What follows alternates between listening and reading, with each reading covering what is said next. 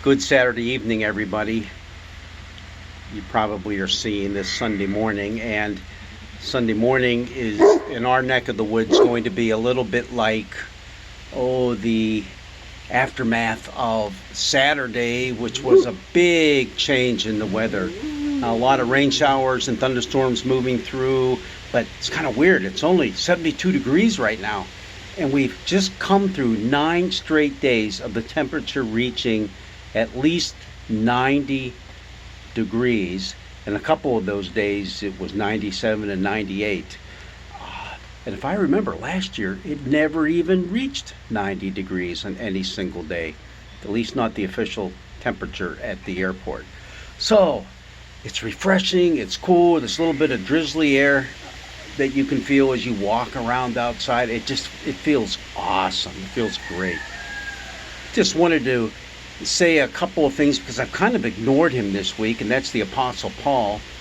And what we have in our text from Romans that will be read in church on Sunday, which is right now, if you're watching this on Sunday morning or later, is some really neat stuff about sin, about death, about life. Neat stuff about sin and death. Well, yeah, life. We'll take that.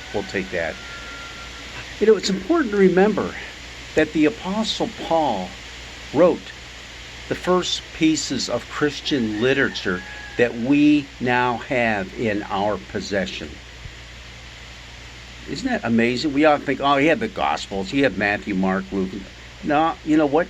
They came after the Apostle Paul. They wrote their Gospels after Paul wrote his epistles to the various churches that he had either established or was visiting. So keep that in mind. As we talk about the Apostle Paul. But over the last couple of weeks, we've been talking about this internal struggle that he has between knowing what is the right thing to do and just not being able to pull it off. And so what's that all about? Doesn't our new life in Christ make us perfect people? And the answer is no. In fact, what we often think of, and I think it's a bit erroneous, is the fact that, we have the Hebrew Scriptures, the Old Testament, we have the Ten Commandments, and we often think that, when Jesus came, he kind of did away with all those things so that now we can live through his Spirit and we don't need them. No. Paul is not saying that. What Paul is saying is it's us.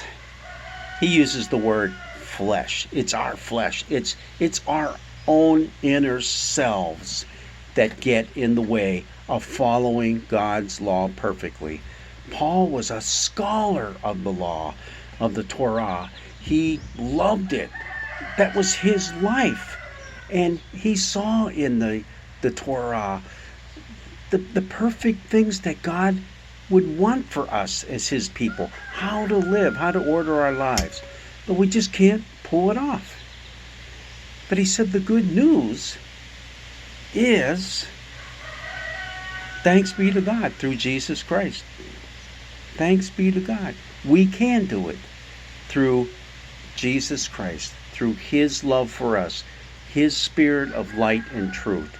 And that's how we pull it off. Not perfectly.